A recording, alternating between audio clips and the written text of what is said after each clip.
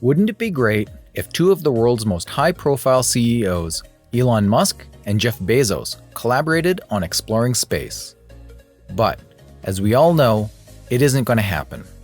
Elon Musk and Jeff Bezos, two of the world's most well-known CEOs, have had a simmering feud for the past 15 years. Musk and Bezos have sparred over their rival space aspirations. Musk runs SpaceX, while Bezos owns Blue Origin. But it hasn't stopped there. Musk has accused Bezos of operating a monopoly, and he has branded Bezos a copycat for his self-driving vehicle ambitions. Musk and Bezos are two of the most powerful CEOs in the world. Bezos is currently the wealthiest living person and runs Amazon's sprawling empire, while also involving himself in Blue Origin's quest to send people to the moon. Musk is a dual CEO, manning the ship at both Tesla and SpaceX. Over the years, their not-so-subtle rivalry has given way to Twitter spats and name-calling. Jeff Bezos took his first space trip last month, and Musk responded with a "ha-ha" to a sarcastic joke about it. And also, Musk has referred to Bezos as a copycat, as we have previously stated. For Musk's company, SpaceX stacked Starship 20 atop a massive Booster 4 for the first time to make the world's tallest rocket last week. Another jab was SpaceX's award of NASA's Lunar Lander Vehicle project, which Blue Origin had been contesting for some time, even resorting to appeals in which the Bezos helmed aerospace company ultimately lost. So in this video, let's see how Bezos responded to this devastating news, and also, what are his next plans for the space race with Elon Musk? Despite the government's denial of Blue Origin's complaint last week, Jeff Bezos' space business remains on the attack in challenging NASA's decision to grant Elon Musk's SpaceX the only contract to develop a spacecraft to land people on the moon. In an infographic published on Blue Origin's website and seen on Wednesday, the company called SpaceX using Starship to transport NASA astronauts to the lunar surface an immensely complex and high-risk approach. Blue Origin is referring to a criticism that NASA officials made in evaluating Starship for the lunar landing program. There are an unprecedented number of technologies, developments, and operations that have never been done before for Starship to land on the moon, Blue Origin wrote. Blue Origin's complaint of NASA giving SpaceX a $2.9 billion contract under the Human Landing System program was dismissed by the U.S. government's Accountability Office last Friday. In 3 one-page documents, Blue Origin decried NASA's decision as wrong for America's leadership in space and repeated its poor critique that the space agency ran an inconsistent and unfair competition, even though the congressional watchdog ruled that NASA did not. NASA ran a flawed acquisition and ignored the safety risks of a one-provider model, Blue Origin wrote.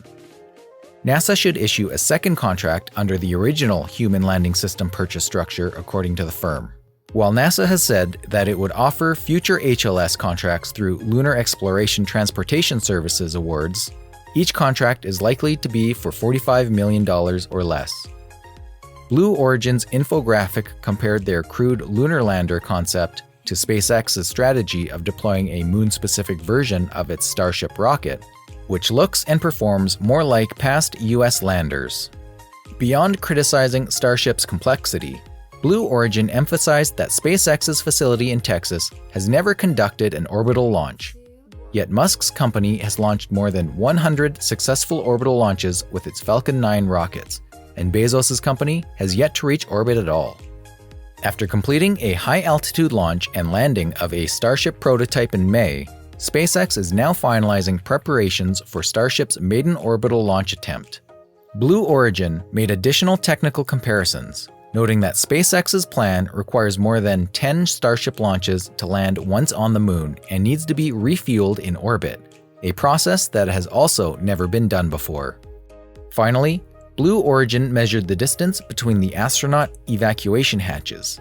The exit from the Starship is 126 feet above the Earth and employs an elevator to transport astronauts to the surface, whereas the Blue Origin lander is 32 feet above the ground and needs crew members to descend a lengthy ladder. In terms of cost, Blue Origin did not make any comparisons. NASA stated cost as a key reason in their choice to only choose one winner for the human landing system, owing to Congress only approving a quarter of the program's required budget. SpaceX offered $2.9 billion, while Blue Origin offered $5.99 billion. In the first round of human landing system contracts, NASA handed out nearly $1 billion in concept development awards, with SpaceX receiving $135 million, Dynex getting $253 million, and Blue Origin receiving $579 million.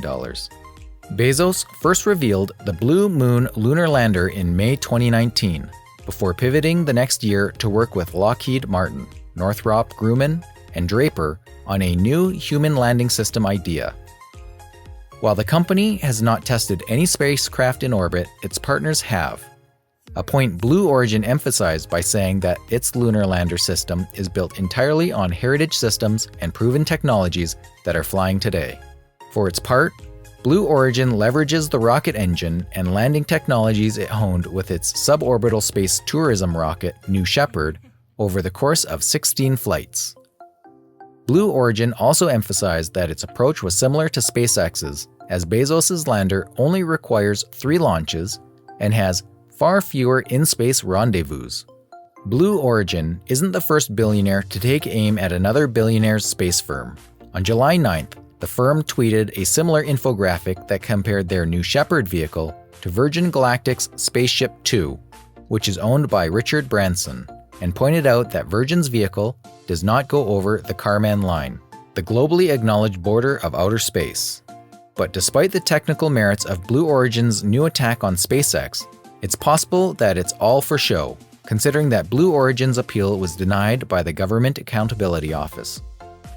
NASA's Artemis program, which seeks to return humans to the moon, has given SpaceX and Elon Musk the green light to continue working on the lunar Starship.